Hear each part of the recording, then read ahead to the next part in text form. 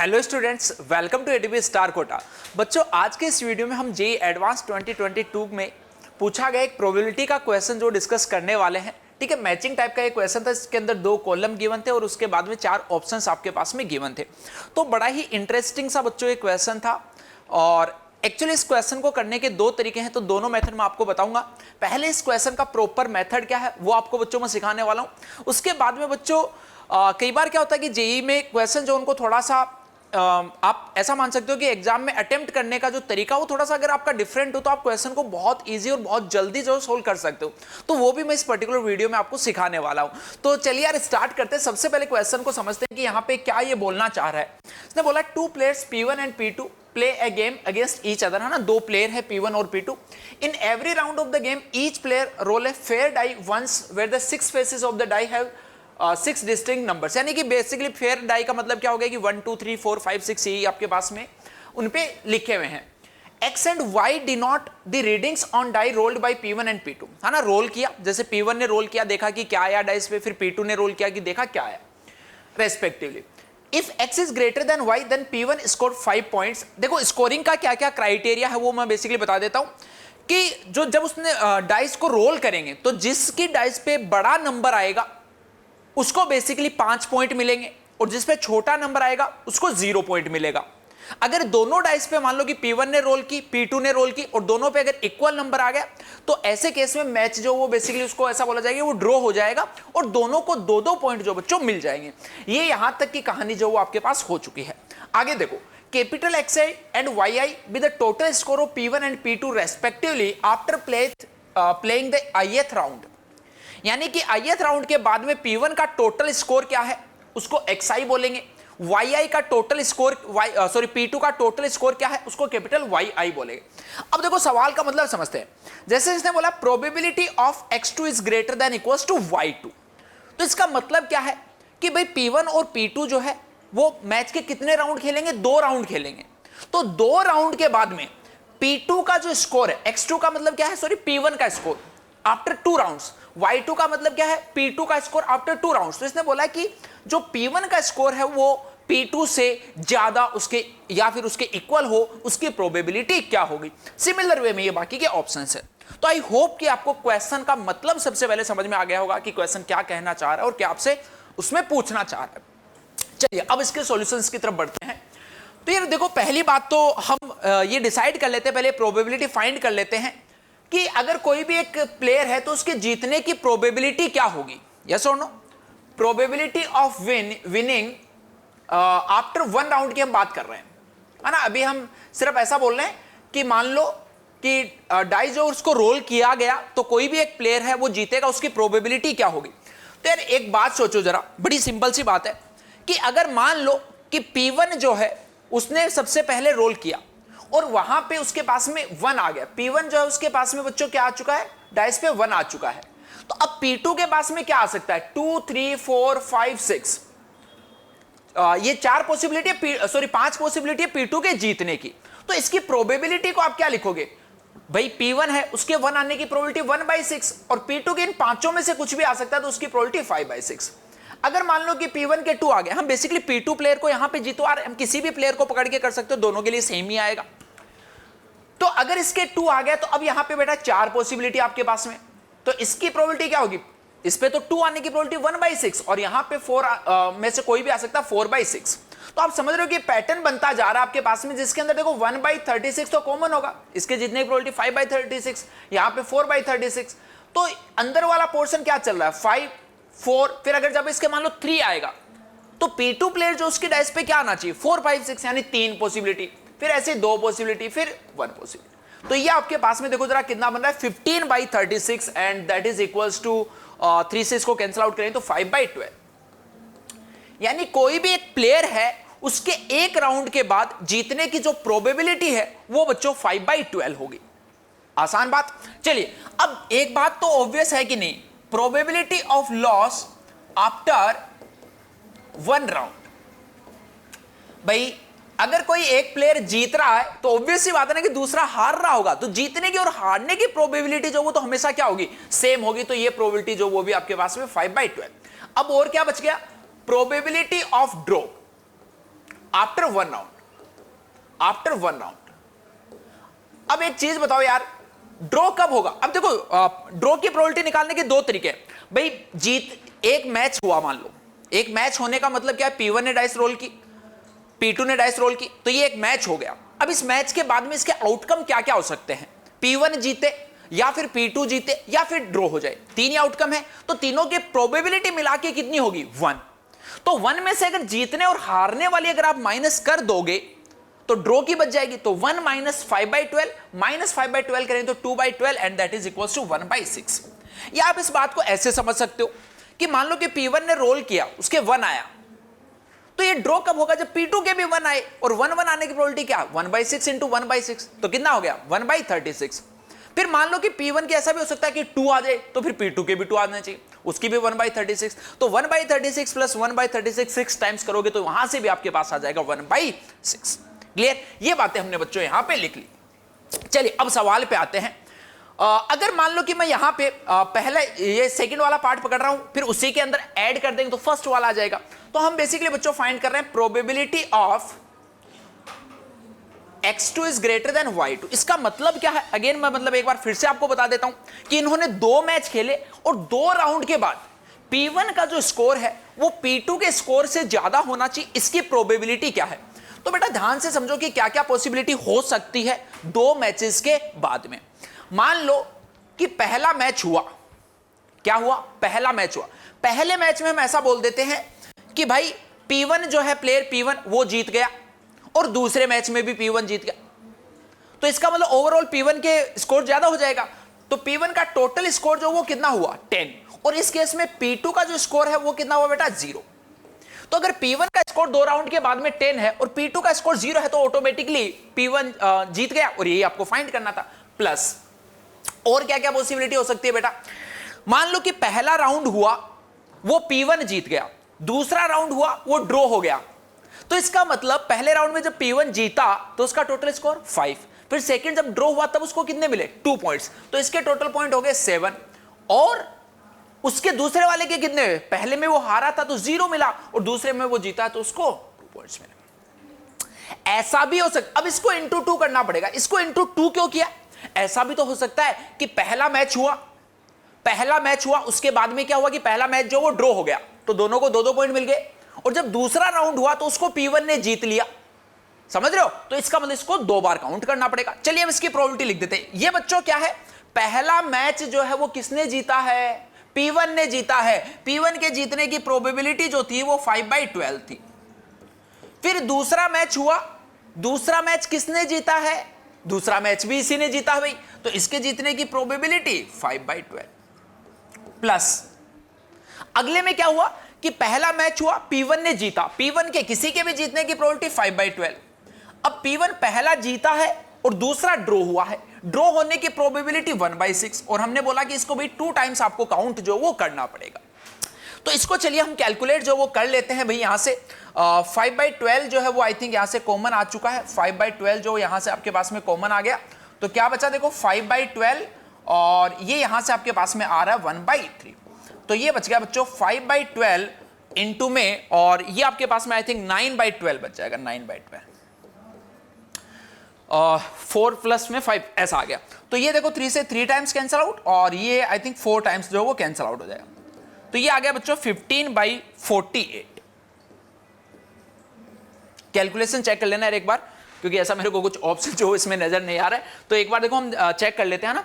ये यहाँ पे 5/12 था और ये आपके पास में 1/3 बचा था। 5/12 पहला P1 ने जीता और जो दूसरा मैच है वो भी जीता, तो उसकी प्रोबेबिलिटी ऑब्वियस सी बात है यही आएगी 5/12। और इसमें हमने क्या बोला कि पहला मैच जो है वो इसने जीता P1 ने, तो उसकी प्रोबेबिलिटी 5/12, और दूसरा मैच जो वो ड्रॉ हो गया तो उसकी प्रोबेबिलिटी 1/6। और ऐसा एक बार इसका उल्टा हो सकता है, जिसको हमने 2 से मल्टीप्लाई कर दिया। 5/12 हमने यहां से कॉमन लिया तो यहां से 5/12 बचा, ये 1/3 आपके पास में बचा। यहां पे आपने जब एलसीएम लिया तो ये 9 से हुआ, ठीक है ये चीज। हाँ, तो ये ठीक लिखा हमने ना आगे, अभी और 3 से ये कैंसिल आउट हो जाएगा, तो ये आपके पास में आ जाएगा कितना? 5/16। ठीक है, तो इसका मतलब 5/16 आने का मतलब बेसिकली क्या हो गया कि अगर 2 राउंड के बाद में प्लेयर P1 जो है वो जीत रहा है, तो इसकी प्रोबेबिलिटी 5/16 होगी, और 5/16 जो यहां पे देखो R के सामने लिखा हुआ है। ठीक है, चलिए अब देखो फर्स्ट ऑप्शन में क्या बोल रहा है कि P1 2 राउंड के बाद में जीते या फिर 2 राउंड के बाद में ड्रॉ हो जाए, उसकी प्रोबेबिलिटी। अच्छा एक बात बताओ भाई, अगर 2 राउंड के बाद में P1 के जीतने की प्रोबेबिलिटी 5/16 है, तो 2 राउंड के बाद में P1 के हारने की प्रोबेबिलिटी कितनी होगी? ऑब्वियस सी बात है कि वो भी जो वो कितनी होगी, 5/16। तो देखो बेसिकली अगर मैं मान लो कि 2 राउंड के बाद की बात कर रहा हूं, प्रोबेबिलिटी आफ्टर 2 राउंड्स, तो ये देखो बेटा कितना होगा, 2 राउंड्स के बाद में मैंने क्या बोला कि P1 जीते उसकी प्रोबेबिलिटी 5/16, या फिर P1 हार जाए उसकी प्रोबेबिलिटी 5/16, और ड्रॉ होने की प्रोबेबिलिटी जो उसको यार मैं x मान लेता हूं, तो क्या ये टोटल 1 आ जाएगा क्या? बिल्कुल आएगा। अब ये देखो जरा कितना हो गया, 5/16 प्लस 5/16, 10/16, 1 माइनस 10/16 इज 8/16, 8/16 का मतलब 1/2, 1/2, 1/2 जो है वो क्या है, 2 मैचेस के बाद में P1 और P2 के बीच में मैच ड्रॉ होने की प्रोबेबिलिटी जो 1/2 है। अब आपको यहां पे क्या पूछा है कि 2 मैच के बाद में या तो P1 जीते या फिर ड्रॉ हो जाए, तो इसकी प्रोबेबिलिटी का मतलब बच्चों क्या हो जाएगा कि 5/16 तो तब जब वो जीते, और प्लस में 1/2 जब वो ड्रॉ हो जाए।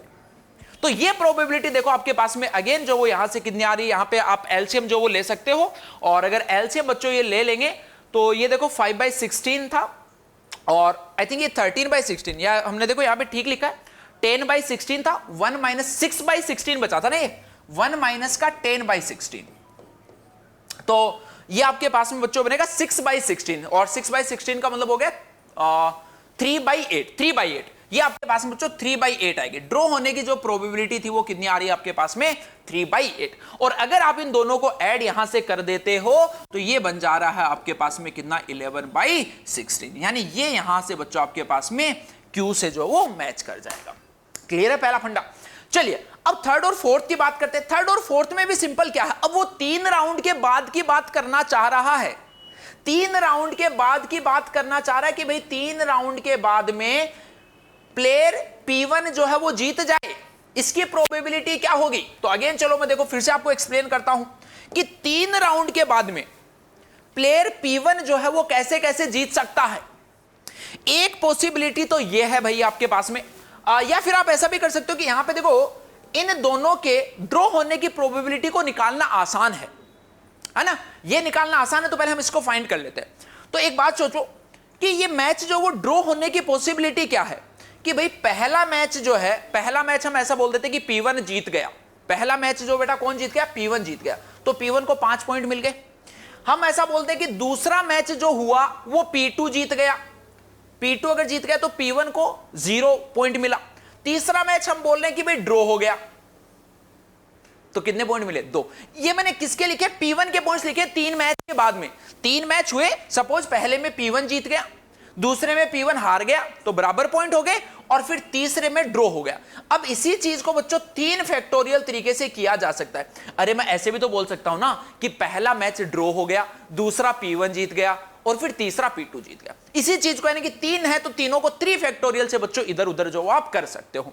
और ये मैच कब टाई हो सकता है, जब तीनों के तीनों मैच जो है वही ड्रॉ हो जाएं। अरे बोलो यस और नो, तीनों के तीनों मैच अगर ड्रॉ टाई हो गए तब भी तो ओवरऑल 3 मैचेस के बाद में P1 और P2 के सेम पॉइंट्स या सेम मार्क्स जो आपके पास में रहने वाले। चलिए अब इसकी प्रोबेबिलिटी आप आसानी से फाइंड कर सकते हो। पहला मैच P1 ने जीता, P1 के जीतने की प्रोबेबिलिटी 5/12 थी।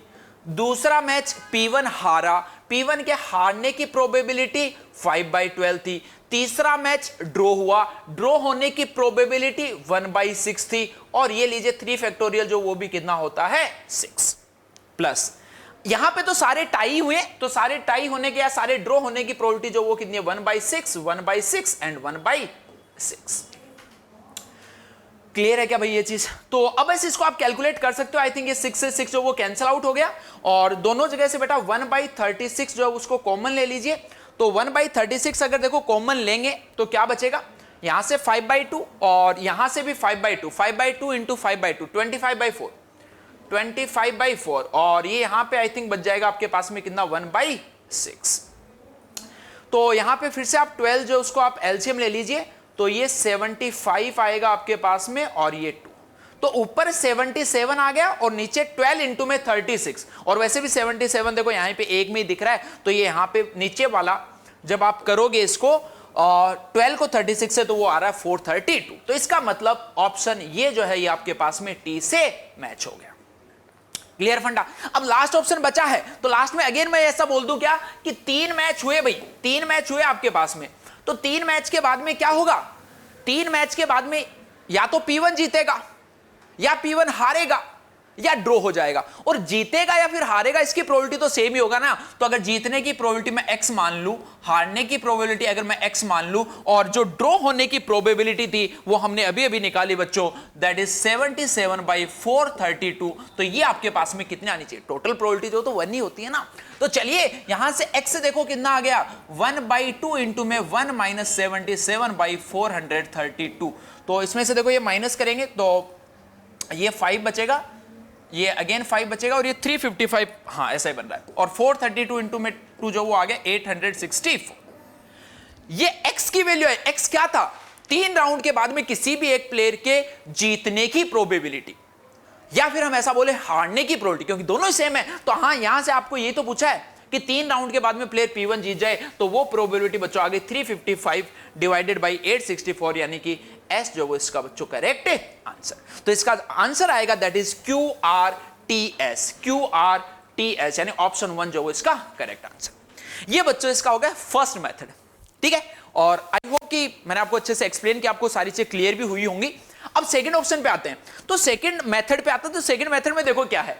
अब सबसे पहले इनको ऑप्शंस को देखिए, ऑप्शंस इन्होंने बहुत आसान बना दिए। ऑप्शंस में दिख रहा है कि भाई सेकंड ऑप्शन जो वो हर जगह R से मैच कर रहा है, तो इसका मतलब सेकंड ऑप्शन जो वो तो R से मैच कर गया।